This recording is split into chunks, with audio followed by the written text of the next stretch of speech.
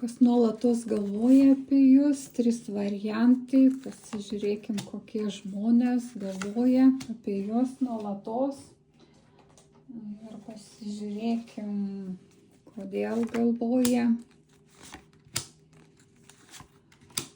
Taip pat pasižiūrėkim, ką galvoja.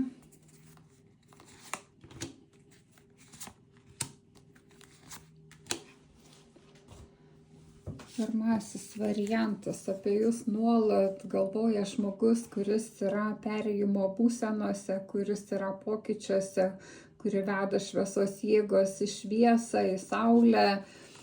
Galvoja apie jūs todėl, kad jūs ir esate ta saulė, taigi įdomiai matosi čia karalienė monetų ir saulė didysis arkanas. Tai jūs esat pavyzdys, o kažkam tai ir ta kelrodė, kur tas žmogus norėtų nukeliauti, kad jūs esat vertinga visom prasmėm ir todėl nuolat galvoja apie jūs.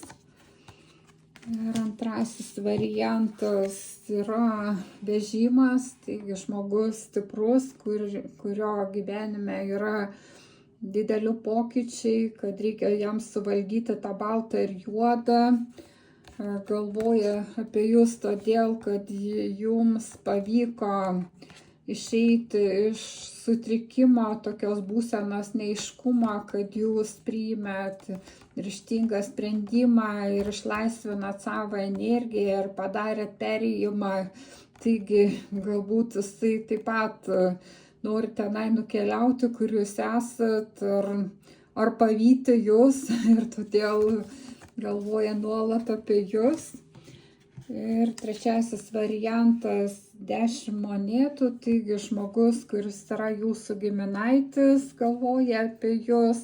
Gali būti čia netgi ir keli žmonės iš jūsų giminės, galvoja apie jūs, todėl kad jūs esat karalius monetų ir riteris lazdų.